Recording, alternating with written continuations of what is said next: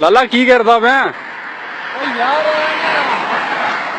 पाकिस्तान ना कहते ने यार मोबाइल अज भेज दियो, अज ये कर दियो, अज वो कर दियो।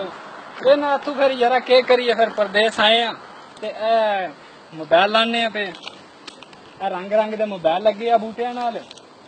अच्छा ते हर किस्म दा मोबाइल लगदे ने दे नाल। हाँ हाँ ते जनाब मेरी वो मोबाइल ला के ते फिर घर भेजने ने। अच्छा इया पिछले महीने आ भेजा एक झोला भर के।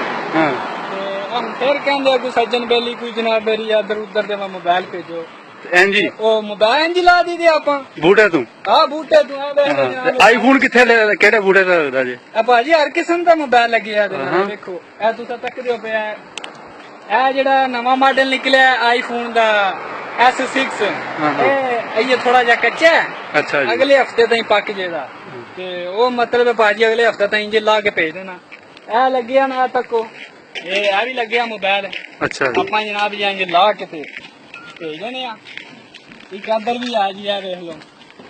मतलब है कि हर किस्म दे जनाब मोबाइल लग जांदे ने। अच्छा जी सही इंजे करके असां भेज देने आ। ते नाट 4 जेड़ा है वो केड़े दरख्त ते लगदा जी भाजी ते इससे नाल ही लगदे आ हर किस्म दे जेड़ा मोबाइल शैली दे नाल ही लगदे आ। सही ते जेड़े पैसे पूसे घर दे अंदर महीने बाद भेज दो दा की सिस्टम जा जी भाजी महीने बाद इंजी कहंदे ना अज 50,000 भेज दियो अज 10,000 भेज दियो ओदा भी बूटा हैगा ये नहीं टेंशन है। ओ देखो ओ साडा बूटा है इधर आ के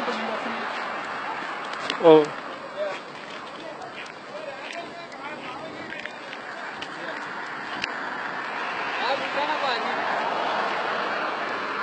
तुसा देखते होना पे उत्ते कैमरा मारे उत्ते पैसे लगी आ हांजी यार बूटे ने जनाब मेरी एनू है ए तको ए पैसे लगी आ जनाब मेरी ते आ देख लो ए जदू कहंदे घर दे पैसे चाहिए ने ते इंजे ही ला के ते आपां भेजदे ने। ए जनाब मेरे महीने बाद ना ए देखो ए चूना मारिया ए देखो पैसे ही पैसे ए तको ए पैसे ही जनाब मेरे चलो भी नोट लगी है तो को पाकिस्तान नहीं आंदा बूटा लभदा यार पाकिस्तान लभदे नहीं आन पाकिस्तान जे लभ भी गया तो हुकूमत खा जानी है। ए भी जनाब मेरे आ देखो ना